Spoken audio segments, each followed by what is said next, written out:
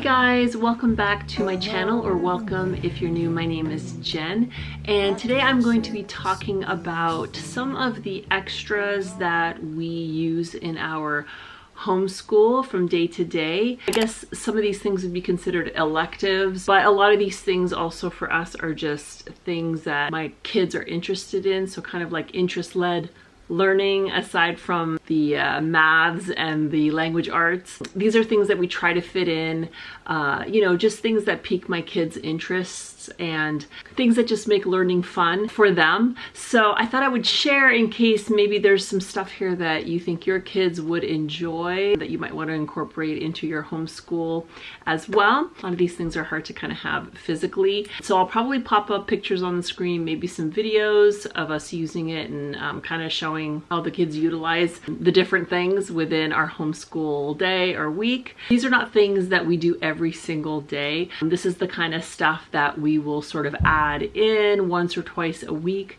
And actually sometimes some of these things are being used outside of school hours just because it's something my kids enjoy doing or using, and so they kind of just want to do it in their spare time outside of school, which is great. So I thought I would start with some coding related things because I have my two boys, just so happens that it's my two boys that are both really interested in coding. So my older son, actually, he's going to be going into college this fall, and he is actually going into like computer programming and all of the coding things. So he was kind of the first within our family to kind of dive into that.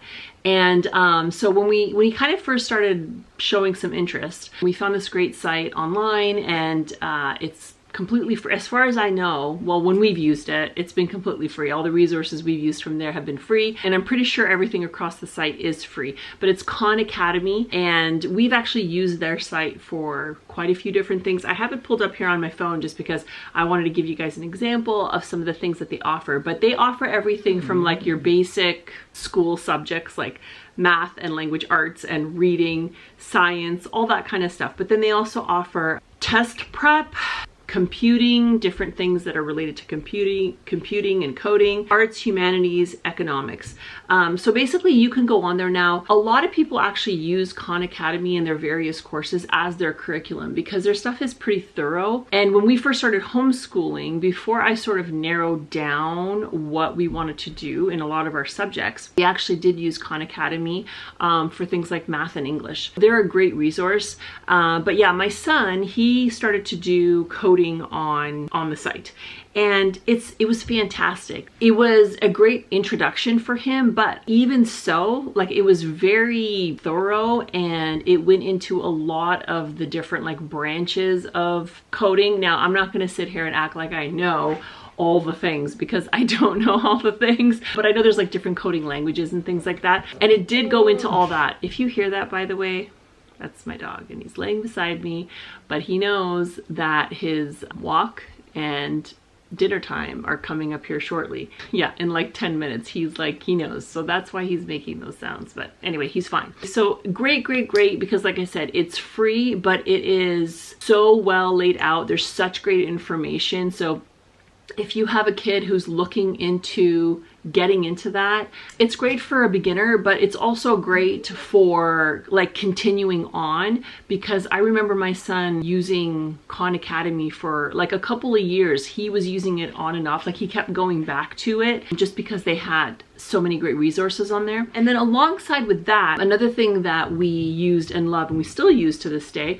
is we have the Kano. And if you don't know what a Kano is, it's kind of like this all-in-one computer system. It already comes loaded with the software and a whole bunch of coding programming ready to go. So we actually have had like the desktop version, which I don't think they make anymore. And then we recently just got the laptop version of it. And it's really neat because when it comes, your child actually takes part in some of the assembly. So they're not like full on building the computer, but it comes like with some of the pieces and some of the connectors and things like that.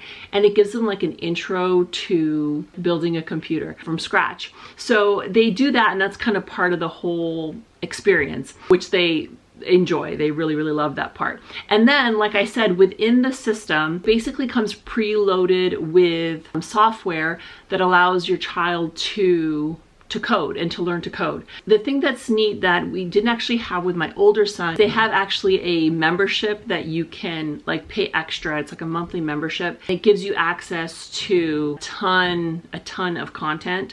There's like different lessons, like video lessons that they can watch.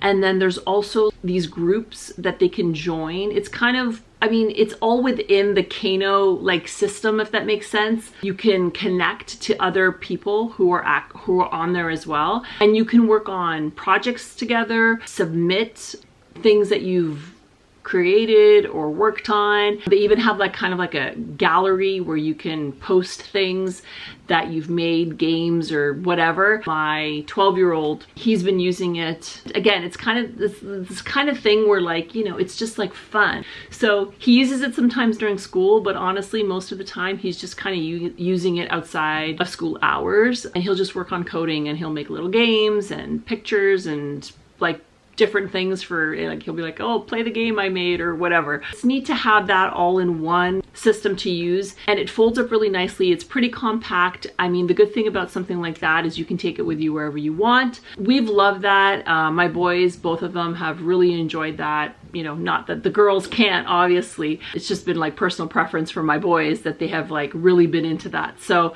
and like I said, my older son is now, that's the field of work that he wants to go into. And obviously from there, you know, he's got into more in-depth things, online courses and different things like that. It was a great jumping off point, and they really both have learned a ton. Now, along the lines of like the whole STEM sort of thing, okay, so we actually haven't started using it in our homeschool yet. Like, I have it, I purchased it, we just haven't assembled it and put it together. But my kids have all already used it, and that is why I went ahead and got it. But it's the Osmo system. I'm sure a lot of you have probably heard of it. We actually got introduced to it at our local library because they would have it set up. You can use it on a Fire tablet, or you can use it on an Apple, like an iPad, depending on the version you get. Kind of got this little clip. It's almost like a little mirrored clip thing that you clip on the top of your screen, and it sits on a stand. Again, I'll put like a picture or a video here. You can purchase like different bundles of games and activities to go along with it. I would say it is aimed a little bit of a younger age, more like just elementary age for the most part, but it has everything from like phonics to math to drawing, some actual coding things. And it'll come with, depending on the package that you get, it'll come with like tiles or numbers or pictures or like a drawing pad or something like that. And basically, I don't know, it like registers what you're doing on the screen. You interact with it by moving, like I said, it's like the little mirrored thing, and you move the tiles and the things around on the table, and it interacts, or you interact with it, I guess. And it's just like really neat because they have like Disney themed things and like Frozen themed things. I think they even have Star Wars and Harry Potter, if I'm not mistaken. Very fun, aimed at kids. You know, it's just play for them. It's basically just play, but you can get sets that focus on like phonics and reading and math and all that kind of stuff. And if you just want them to work on like coding things, you can do that as well. So that's another neat thing. It was like a sale on Amazon, and I picked it up. I picked up the main unit, and I picked up like a Frozen set, and I don't remember. I picked up another package to go along with it. We do have an iPad, but in terms of like school things, we have Fire tablets, so that's the version that I got. So we'll be setting that up shortly, but I already know, you know, I already know that my kids are gonna love it. And then moving on to, I guess, like art related things. We have a couple of things that we use for art depending on which kids are using it. An oldie but a goodie, always a favorite, has always been a favorite, is Art for Kids Hub on YouTube. So if you don't know what Art for Kids Hub is, it's a YouTube channel, and it's just like, it's just the best. Like, it's like this family. The dad, he is a fantastic artist, and he has, I think, 3 or 4 kids. Usually what he will do is he will draw a picture, and then he'll have one of his kids with him, and he's basically teaching them, and the viewer, how to draw this picture. But the thing that's great about it, and I think that makes it so popular and so relatable to the kids, is that they get to see another kid, you know, drawing the picture. I know that sometimes my kids, like especially my younger kids, sometimes they get frustrated when they're trying to like copy something or draw something, because obviously they're doing it to the level that they can do it. They can see that their version of it is not what they want it to look like. So when they watch Art for Kids Hub, you know, they see the dad doing it and his is always pretty much perfect.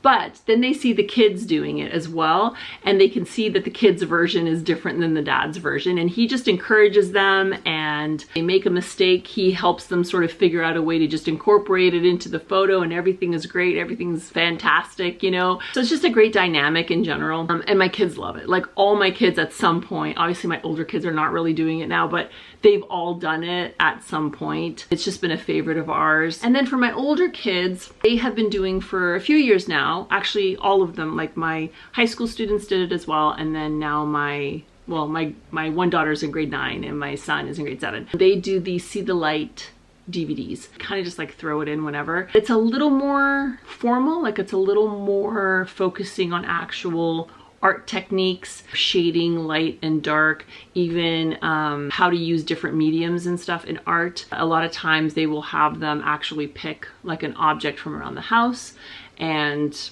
sketch it out, working on form and depth and just all the facets of art, the color wheel, all that kind of stuff. And it does also incorporate some Bible verses. She talks for like a couple of minutes at the very end of the lesson. And the lessons are not very long. I would say in general, they're maybe 15 minutes, if even that. I just give the kids, like, they each have sketchbooks, and it gives them an opportunity to experiment with different forms of art. We've enjoyed that. It's really great. We have it because we've had it for a long time. So it's like a DVD set. I don't know if that's the only way you can get it. I'm assuming at this point you probably can get something digitally. I'm not sure. We just set up the kids on a portable DVD player, you know, like for your car. We have one of those and we just set them up on that at the table, and then they work on that together. For my older daughter, who's in grade 11, she actually is planning on going into art. That's her passion. That's what she loves to do. She does that like 24/7. She's just drawing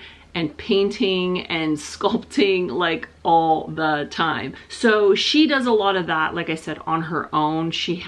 We're constantly buying her supplies, like for her birthday and Christmas and stuff. So she has an array of art supplies. So she works on that all the time in her free time. What we did get for her, was it 2 Christmases ago? It wasn't this Christmas, I think it was the Christmas before. We got her a digital drawing pad, and I'm just going to, because I have it written down here, we got it off of Amazon. It's the Huion, I'll write it here, wireless drawing tablet. And basically what it is it's like a tablet, and you connect it to your computer. It comes with a pen, but it's not like a real pen, it's like a digital pen. And it actually comes with a bunch of different nibs for the tips to vary out the tips. And you draw on the pad, but it shows up on the monitor, like on your computer screen. And it has all kinds of things, like it's basically just getting her used to that form of drawing. She does want to do animation. So learning how to use that and working with the different features on like how to layer,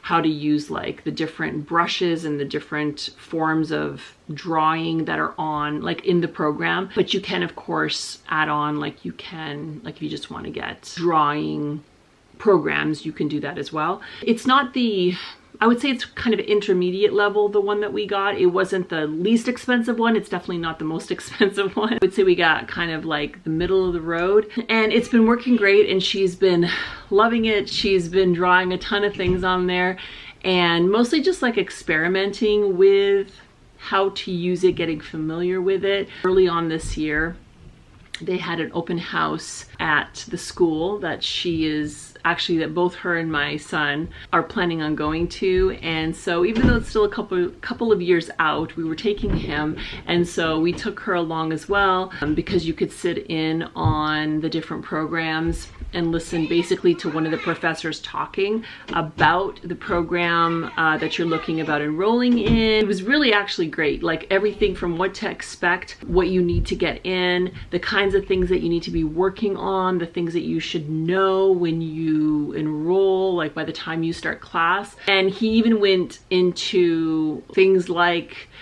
drawing tablets and different programs like Photoshop or things like that. And so he was talking about that getting familiar with, you know, drawing on one of these drawing pads is great, because that's a lot of what they do there in the class, and it's all outfitted. She was excited. She was very excited about the whole thing. So definitely an investment, you know, like an extra investment we made for her, because it's something that she is looking to pursue as a career. You can get them more inexpensive than what we paid if you wanted to just kind of add something like this into your homeschool as like something a little bit different to see if the kids wanted to explore working on something like that. It's super fun. Like, she's been doing all kinds of things on there, so it's been really great. Another thing that my kids have started using, well, a few of my kids have started using, is Duolingo.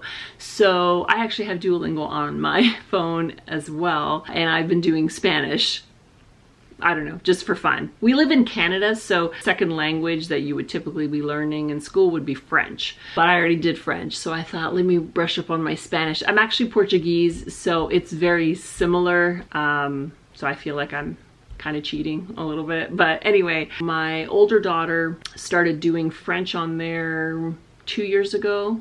Yeah, 2 years ago she started doing French on using Duolingo. I wouldn't say that in itself it's going to be the most in-depth curriculum to teach you a language. I would say most people probably use it more for just being able to understand the basics, hold a conversation, you know, if you're maybe traveling or something and you want to be able to speak some phrases and things. It's good for that.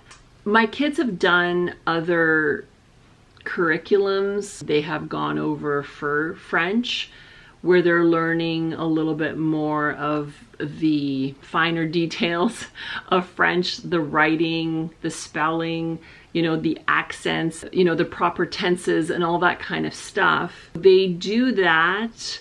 This is more just like what I just said, to make it a little bit more practical, I guess. Honestly, to make it a little bit more enjoyable.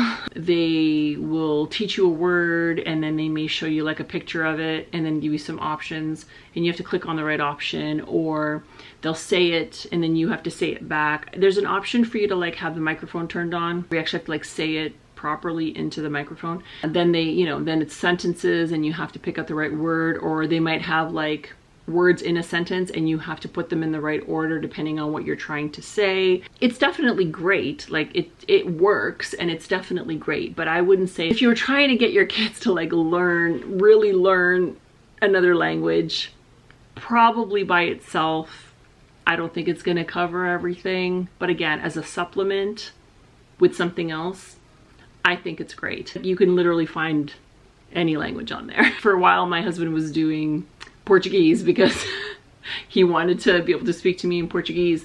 Oddly enough, I don't really speak Portuguese. So, and then the last couple of things that I wanted to talk about are some of the programs that we watch during our homeschool. From time to time, depending on what we're learning or talking about, if we're doing a unit study or something like that, I will try to find a documentary, a special, some sort of thing related to whatever it is we're learning at the time. I'm not really going into that because it really just depends on what we're doing. If we're doing history, or there was a while where we were like really focusing on Canada, like Canadian history and geography, and they had this great series that was on, I think, Prime, Amazon Prime, Exploring Canada, I think, something like that, where the host, she kind of traveled to different places in Canada and met with the people there, the traditions, what they're known for, all that kind of stuff. It was really neat. We watched that.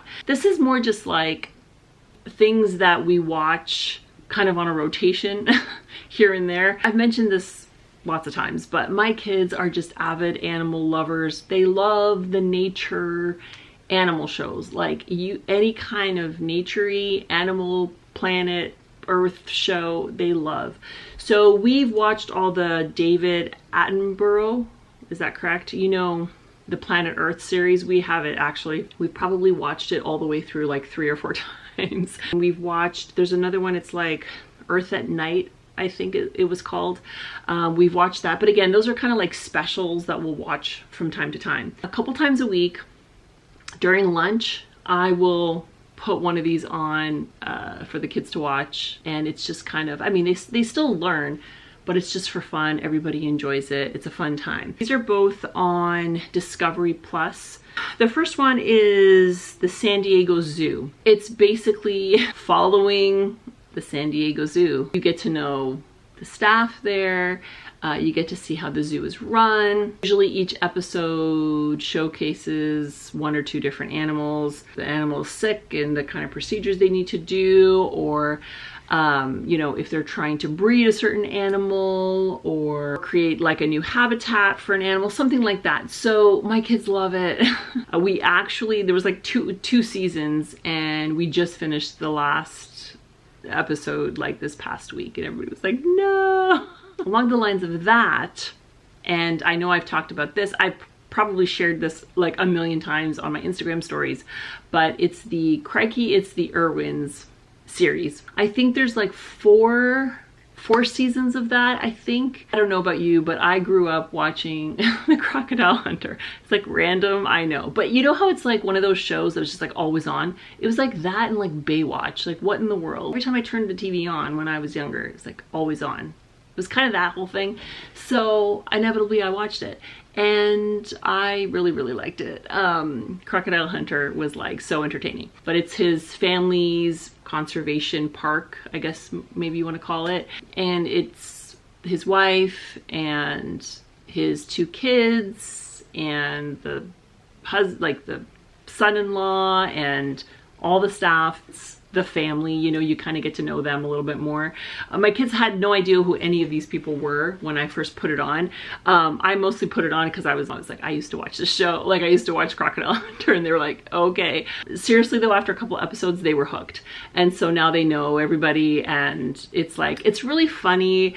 You know, they're so like personable and stuff, and it's fun to watch. The other thing that was interesting too, though, is they have an animal wildlife hospital. So there's kind of a lot of that as well, of them like rescuing animals in different situations, and a lot of emergency, you know, procedures that need to be done. And my kids, like seriously, they find that kind of stuff just fascinating. And we actually just finished that one as well. We've been watching that one for a lot longer because again, it has 4 seasons. But if your kids are into, you know, animals and wildlife as much as mine are, those are just great shows. They're really informative. Like they're entertaining, yes, but they are also very informative. You learn a lot about the animals, and it's kind of neat because of the format of it. Like the kids kind of got attached to even like the animals, like knowing the certain animals by name and stuff like that. And then one last one that we haven't watched in a while, but last year and the year before it was like constantly on.